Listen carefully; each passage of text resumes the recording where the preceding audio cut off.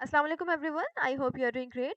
So in today's class we are going to study 6.3.1 relate the changes in pressure and volume of a gas using Boyle's law. Alright. So that means in today's class we are going to study Boyle's law. So to understand Boyle's law, let's perform an experiment. For this experiment you need a plastic bottle, a balloon and a pin. Okay. तो इस experiment के लिए आपने करना क्या है कि ये बैलून आपने इंसर्ट करना है इस बोतल के अंदर और आपने इसको ब्लो अप करना स्टार्ट करना है।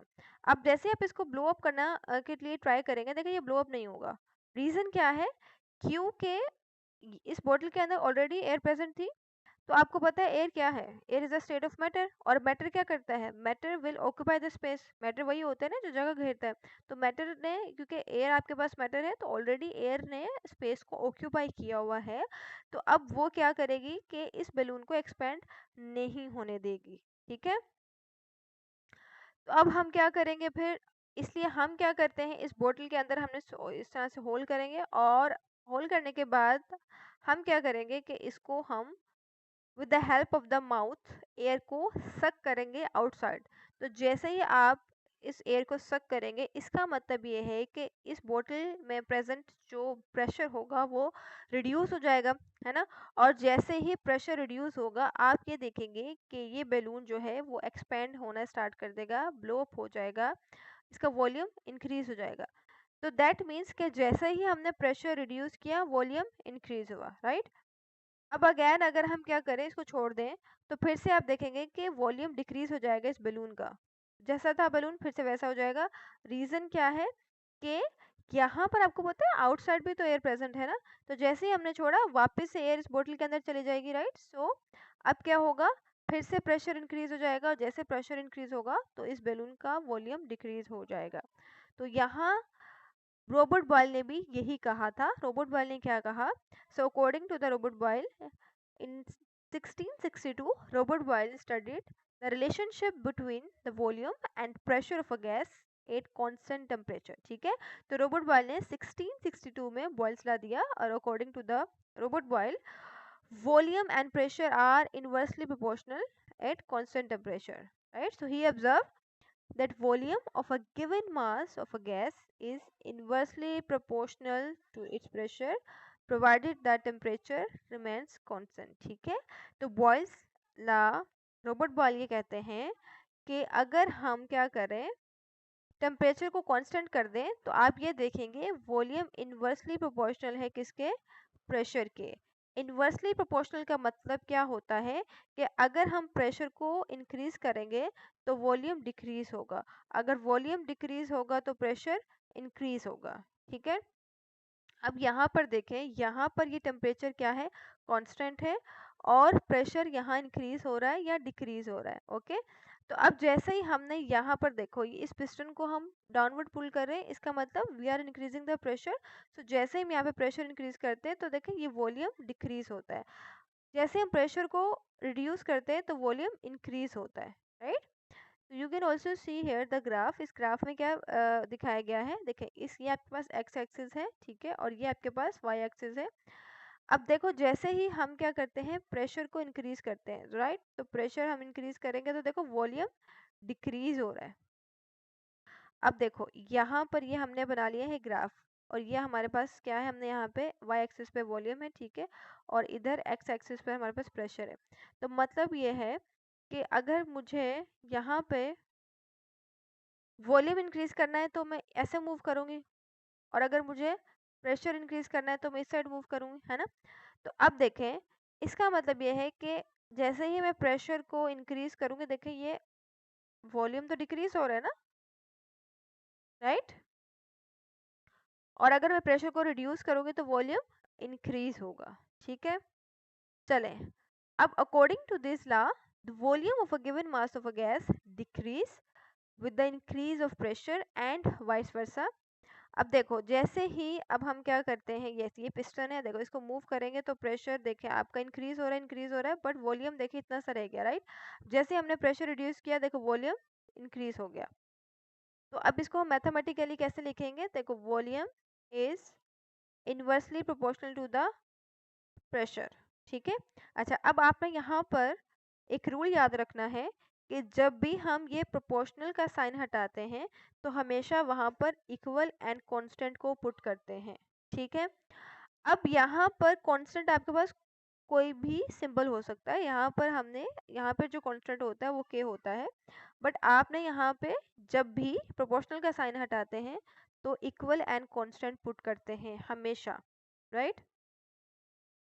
इधर हम कांस्टेंट को पुट करते हैं। ओके, तो यहाँ पर अब मैंने ये प्रोपोर्शनल का साइन रिमूव किया, तो यहाँ पे मैंने पुट कर दिया इक्वल, और यहाँ पर कांस्टेंट क्या रखूंगी मैं, के। ठीक है, और ये आपके पास आ गया 1/p। ठीक है, इसको हम ऐसे भी लिख सकते हैं डेफिनेटली k/p, है ना। अब देखो, अगर p यहाँ पर डिवाइड हो रहा है, प्रेशर इक्वल के साइड जाएगा तो मल्टीप्लाई होगा, राइट। तो यहाँ पर pv इक्वल्स टू k, ये हो जाएगा ऐसे। ठीक है। अच्छा, अब अगर for a state change means अगर स्टेट चेंज होती है तो पहले अगर आपके पास P1 था, V1 था, तो फिर P2 V2 हो जाएगा, है ना। तो अब यहाँ पर क्या हो जाएगा, P2 V2 equals to K, right. अब देखो, अगर मैं यहाँ पे लिखती हूँ P1 V1 इक्वल है किसके, K के, तो P2 V2 भी तो K के इक्वल है ना। सो अब मैं यहाँ K की जगह इसकी वैल्यू लिख सकती हूँ ना, which is equals to P2 V2। तो यहाँ पे मैंने लिख दिया P2 V2। यही इक्वेशन है किसके लिए, बॉयल्स लॉ के लिए, राइट। अब देखो यहाँ पे volume is inversely proportional to pressure. ठीक है, तो ये हो गया आपके पास। ओके, अब यहाँ पर हमने क्या किया, प्रेशर को इक्वल के साइड ले गए, तो ये आपके पास हो गया पीवी या वीपी इज इक्वल्स टू के कांस्टेंट। अब देखो P1 V1 is equals to के, और P2 V2 भी के इक्वल है, तो यहाँ पे मुझे पता है मैं k की जगह k की वैल्यू पुट कर सकती हूँ, P2 V2। तो आपके पास इक्वेशन क्या बन जाती है, P1 V1 equals to P2 V2। तो P1 यहाँ पे क्या है, इनिशियल प्रेशर, P2 क्या है, फाइनल प्रेशर। ठीक है, इसी तरह से V1 क्या है, इनिशियल वॉल्यूम, V2 क्या है, फाइनल वॉल्यूम, राइट। अच्छा, अब आपने ये याद रखना है इक्वेशन, और आपने ग्राफ याद रखना है। ठीक है, इस तरह से आपके पास ग्राफ आ सकता है एग्जाम में, और आपसे पूछा जा सकता है कि ग्राफ किसके लिए है, राइट, या कौन से लॉ को रिप्रेजेंट करता है। तो हमेशा जो है यहाँ पर आप क्या रखेंगे, वॉल्यूम, इधर प्रेशर रखेंगे, एक हाइपरबोलिक कर्व बनता है इस तरह से, right. This is a graph for the Boyle's law. चलिए, अब आपने क्या करना है, इस इक्वेशन के थ्रू कुछ हम न्यूमेरिकल्स की प्रैक्टिस कर लेते हैं ताकि आपको न्यूमेरिकल्स भी सॉल्व करने आ जाए। ओके, सो यहाँ पे क्वेश्चन देखो क्या है, the pressure of a sample gas is 3 atm and the volume is 5 liters. If the pressure is reduced to 2 atm, what will be the new volume? अच्छा, यहाँ पर आपने एक और चीज़ याद रखनी है, देखो, क्योंकि अब हमारे पास बॉयल्स लॉ में हम किसको स्टडी कर रहे हैं, वॉल्यूम को और प्रेशर को और टेम्परेचर को। ठीक है, जब हम कहते हैं कि टेम्परेचर कांस्टेंट हो, तो यहाँ पर आपको पता होना चाहिए कि यूनिट क्या होते हैं, वॉल्यूम के, प्रेशर के और टेम्परेचर के। सब देखो, यहाँ पर जो हम स्टैंडर्ड यूनिट लेते हैं प्रेशर के लिए, वो हम हमेशा 1 atm यूज करते हैं। ठीक है, सो 1 atm is a standard unit for the pressure. ठीक है, तो मोस्टली हम क्या करते हैं, 1 atm, लाइक 1 atm लेते हैं, तो जो भी आपके पास प्रेशर होता है उसको हम इन टर्म्स ऑफ atm लेते हैं। तो atm is a unit for the pressure. तो 1 atm किसके इक्वल होता है, 760 मिलीमीटर ऑफ मर्करी। देखो 760 मिलीमीटर ऑफ मर्करी, ये मिलीमीटर ऑफ मर्करी भी यूनिट है किसका, प्रेशर का। इसी तरह तरह से टोर भी यूनिट है किसका, प्रेशर का। तो अब 1 atm किसके इक्वल होता है, 760 मिलीमीटर ऑफ मर्करी, या और ये इक्वल होता है 760 टोर के। ठीक है, इसी तरह से अगर देखें तो न्यूटन पर मीटर स्क्वायर ये भी प्रेशर का ही यूनिट है, और पास्कल भी प्रेशर का ही यूनिट है। बट 1 atm 101,325 न्यूटन पर मीटर स्क्वायर के इक्वल होता है, इसी तरह से 1 atm 101,325 पास्कल के इक्वल होता है, राइट। तो आपने याद रखना है ये सब किसका यूनिट है, प्रेशर का यूनिट है। इनमें से कोई भी अगर यूनिट आता है तो आपको पता होना चाहिए कि ये they are talking about the pressure. इसी तरह से वॉल्यूम को भी देख लें, तो वॉल्यूम को हम किस तरह से रिप्रेजेंट करते हैं, देखो, वॉल्यूम को या तो हम क्यूबिक डेसीमीटर में रिप्रेजेंट करते हैं या फिर लीटर में। तो अब यहाँ पर देखो 1 क्यूबिक डेसीमीटर इक्वल होता है किसके, 1 लीटर के, राइट। अच्छा, और टेम्परेचर को हम जो है वो यहाँ पर हम, बिकॉज टेम्परेचर के भी बहुत सारे यूनिट्स हैं, देखो डिग्री सेल्सियस है, फ़ारेनहाइट है, केल्विन है, तो यहाँ पर जो हम यूनिट करते हैं दैट इज केल्विन, राइट। चलें, तो यहाँ पर आपके पास देखिए दिया हुआ है ना, the pressure for sample gas is 3 ATM. 3 ATM, ATM को देखिए आपको पता चल जाना चाहिए कि किसकी बात की जा रही है, प्रेशर की। वॉल्यूम देखें यहाँ पे कितना दिया हुआ है, 5 litres. If the pressure is reduce to atm what will be the new volume. ठीक है, तो आप इसको कैसे सॉल्व करेंगे, सबसे पहले तो हमने बना लेना है यहाँ पे डेटा। ठीक है, so given data is equals to, यहाँ पे आपके पास प्रेशर कितना दिया गया हुआ है, 3 एटीएम। सो आपने यहाँ पे लिख लेना है 3, फिर and the volume is 5 litres, तो वॉल्यूम लिख लेंगे हम यहाँ पे 5 लीटर्स। ऑलराइट, चले अब if the pressure is reduce to 2 atm, तो प्रेशर अगर रिड्यूस हो जाता है 2 एटीएम, तो अब आपको पता चल गया होगा कि ये P2 है, और यहाँ पर फिर ये P1 होगा और ये V1 होगा। What will be the new volume, तो न्यू वॉल्यूम इसका मतलब ये V2 होगा, तो ये हमने फाइंड करना है। राइट, नेक्स्ट स्टेप इज कि हम फॉर्मूला लिखेंगे, तो formula is P1 V1 equals to P2 V2। ठीक है, यही है। चलें अब हम करेंगे सोल्यूशन। तो सोल्यूशन क्या होगा, डेफिनेटली दोबारा से हम लिखेंगे P1 V1 equals to P2 V2, और सिंपली हम क्या करेंगे, यहाँ से वैल्यूज उठा के इस फॉर्मूला में पुट कर देंगे। तो P1 कितना है आपके पास, इधर 3 है, तो हमने 3 लिख दिया। अच्छा, यहाँ पे आपने यूनिट भी लिखना है 3 एटीएम। इसी तरह से यहाँ पे 5 लीटर और फिर 2 एटीएम, इस तरह से। राइट, तो यहाँ पे लिख दिया हमने 3, और V1 कितना है हमारे पास 5 इक्वल्स टू P2 कितना है 2 एटीएम, और V2 हमने फाइंड करना है। तो अब क्या होगा, 3 5 ज़ा 15, सिंपल, और ये हो जाएगा हमारे पास V2। अब हमने V2 फाइंड करना है, सो इक्वल हो जाएगा 15 डिवाइडेड बाय 2। ठीक है, ये हमारे पास हो जाएगा 2 1 ज़ा 2, 2 7 ज़ा 14, और यहाँ पर ये हो जाएगा हमारे पास 2 5 ज़ा 10। ठीक है, तो V2 इक्वल हो जाएगा हमारे पास 7.5 एटीएम के। ठीक है, सॉरी ये एटीएम नहीं है, लीटर होगा, क्योंकि ये आपके पास वॉल्यूम के बारे में पूछा गया है ना। तो वॉल्यूम का यूनिट क्या होता है, क्यूबिक डेसीमीटर या फिर लीटर।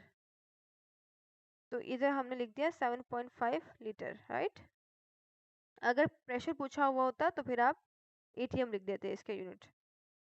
ओके, अब यहाँ पर देखें, ये क्वेश्चन है हमारे पास कि 785 cubic centimeter of a gas was enclosed in a container under a pressure of 600 millimeter of mercury। अब देखो यहाँ पर हमारे पास जो यूनिट दिया गया था वो क्या था, एटीएम में यूनिट दिया गया था। ठीक है, इधर हमें यूनिट किस में दिया गया है, मिलीमीटर ऑफ मर्करी में। If volume is reduce to 350 cubic centimetre what will be the pressure, तो हमने प्रेशर बताना है।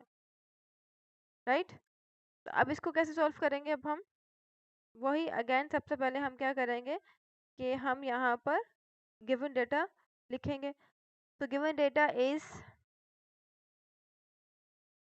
डेटा, ओके जी, तो इधर ये हमारे पास हो जाएगा, ये 7 क्यूबिक सेंटीमीटर ऑफ गैस, ये आपके पास क्या है, वॉल्यूम। राइट, तो V1 हो जाएगा हमारे पास इधर 785 cubic centimetre in a container under a pressure of, yes, तो प्रेशर कितना दिया गया हुआ है, P1 equals to 600 millimetre of mercury. अच्छा, अब यहाँ पर आपने क्या करना है, क्योंकि आपको पता है कि हम स्टैंडर्ड जो प्रेशर लेते हैं वो है एटीएम, और अभी मैंने आपको बताया था कि 1 एटीएम किसके इक्वल होता है, 760 टोर या फिर 760 मिलीमीटर ऑफ मर्करी के। तो अगर मुझे इसको एटीएम में कन्वर्ट करना है, ठीक है, तो मैं क्या करूँगी, इसको अभी 600 को डिवाइड कर दूंगी किसके साथ, 760 के साथ। ठीक है, तो जब अगर हम इसको डिवाइड कर दें 600 को डिवाइडेड बाय 760, तो मेरे पास वैल्यू आ जाएगी 0.789। ठीक है, तो मेरे पास वैल्यू आ जाएगी 0.789 एटीएम। तो अब हमने प्रेशर की ये वैल्यू पुट करेंगे। ठीक है, हम कन्वर्ट करेंगे क्योंकि स्टैंडर्ड प्रेशर जो हम यूनिट लेते हैं दैट इज एटीएम। अगर आपको इस तरह से मिलीमीटर ऑफ मर्करी में दिया जाता है तो पहले आप क्या करेंगे, इसको कन्वर्जन करेंगे उसकी। तो यहाँ पर हम कन्वर्ट करने के लिए क्या करते हैं, 760 से डिवाइड किया तो हमारे पास एटीएम में यूनिट आ गया विच इज़ 0.789 एटीएम। ठीक है, अच्छा, अब इसी तरह से हमारे पास V2 वॉल्यूम क्या होगा, 350 क्यूबिक सेंटीमीटर, और अब हमने यहाँ पे P2 फाइंड करना है। ऑलराइट, सो इधर अब हम करते हैं, इसका फॉर्मूला क्या है, तो फॉर्मूला हमारे पास है P1 V1 equals to P2 and V2, right. तो अब सोल्यूशन लिख लेते हैं इसका। सोल्यूशन देखें, अब इसको हमने करना क्या है, P1 V1 equals to P2 V2। तो अब इसमें वैल्यूज पुट कर दीजिए। P1 कितना दिया गया है, यस ये रहा 0.789, ठीक है। और V1 कितना है हमारे पास 785, यस। और फिर P2 हमें फाइंड करना है, तो हम ऐसे लिख लेंगे as it is, and V2 equals to 350, ठीक है। तो सिंपली अब हमने क्या करना है, इसको मल्टीप्लाई कर ले इन दोनों वैल्यूज को आप आपस में, तो ये हो जाएगा मल्टीप्लाइड बाय 785 इक्वल्स टू 619.73, ठीक है। और ये हो जाएगा हमारे पास P2 मल्टीप्लाइड बाय 350। अब जब हम P2 फाइंड करेंगे तो ये हो जाएगा हमारे पास 619.73 डिवाइडेड बाय 350, राइट। तो अब इसको अगर हम डिवाइड कर दें 350 से, तो आंसर आ जाएगा हमारे पास, इधर लिख देती हूँ मैं आंसर, राइट। अब आप इसके नीचे लिखिएगा बट, तो P2 is equals to 1.77 ATM, ठीक है। तो इस तरह से हम क्या करेंगे, न्यूमेरिकल्स को सॉल्व करेंगे with the help of the formula P1 V1 equals to P2 V2।